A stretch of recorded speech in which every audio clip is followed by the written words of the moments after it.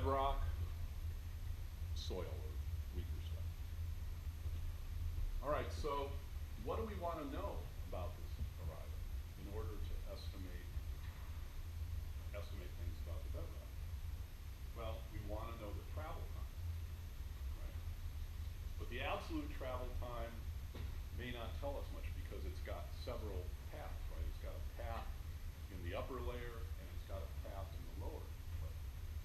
The other thing that we can always use is slope, right? That's what we talked about earlier. Slope is a more robust measure, typically of velocity than absolute travel.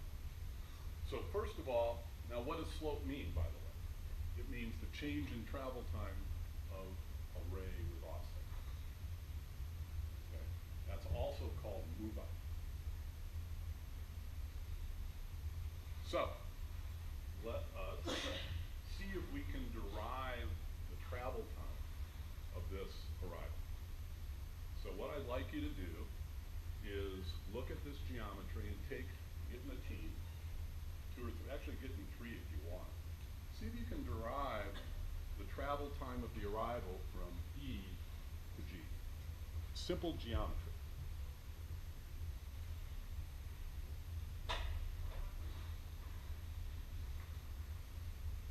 And all you really have to do is know this ray path, the length of it, double it, because there's another one coming up, the length of this ray path,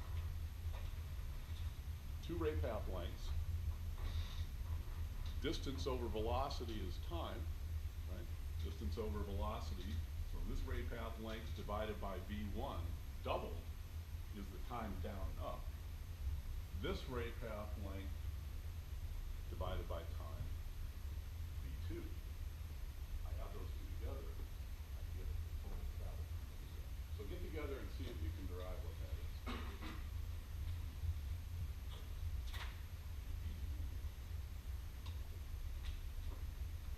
And remember, that time is a function of the distance from E to G.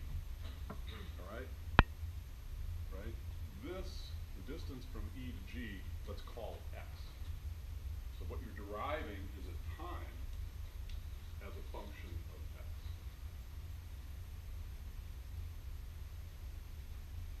So your independent parameters, I'm keeping going, giving you hints. But here are the parameters that you have. You have V1, you have V2, you have H1, and you have x. And you're going to try to derive a time as a function of all those.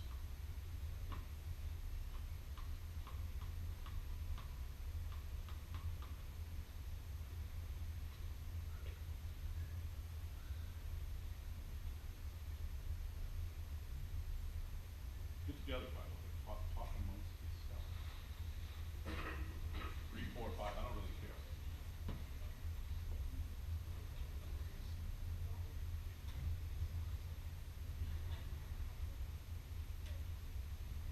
If there's any questions, ask. You do not know the answer. Well, you do because what? Snell's law gives you the angle. So you also know Snell's law.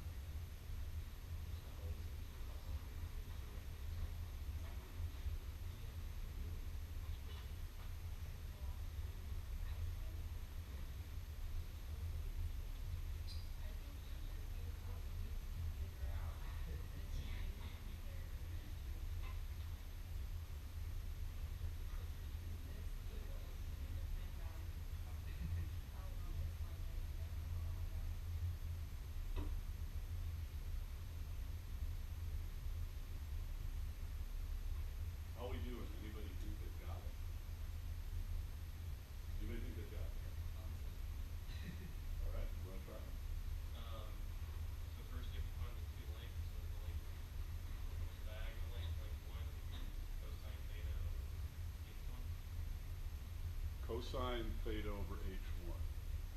Right. Then 92, you take x, subtract 2 times tangent of theta h1. That gives you that length dA or dT. Right. So then your final time is going to be 2 times cosine of theta over h1 v1 divided by the velocity. And then you add that x minus 2 tangent theta h1 over. Beautiful. Okay, so I'm going to do it a little bit. I'm basically going to do the same thing.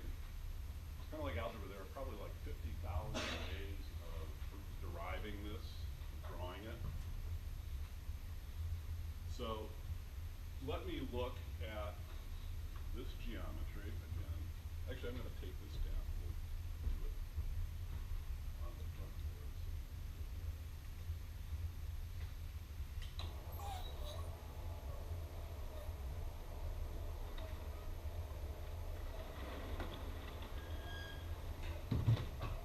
Oh, I do that once a semester. All right, you can laugh. All right, so I have a source, I have a receiver, I have a refractor, I have V1 and V2. All right, so I have a wave that goes down, it goes just into the second layer, and then it refracts up, and it comes back up. And we're going to call this theta, what do they say, 1c? Okay. And this one, theta 1c. This distance right here is h1. This total distance from here to here is x. I think that's it, right? Okay. So the first thing we have to do is measure R1. So what's R1? Well, we don't really have this distance, right? At least not at the moment. Okay. So what do? Well, we have this angle. Why do we have that angle? Because we know V1 and V2. We know from Snell's law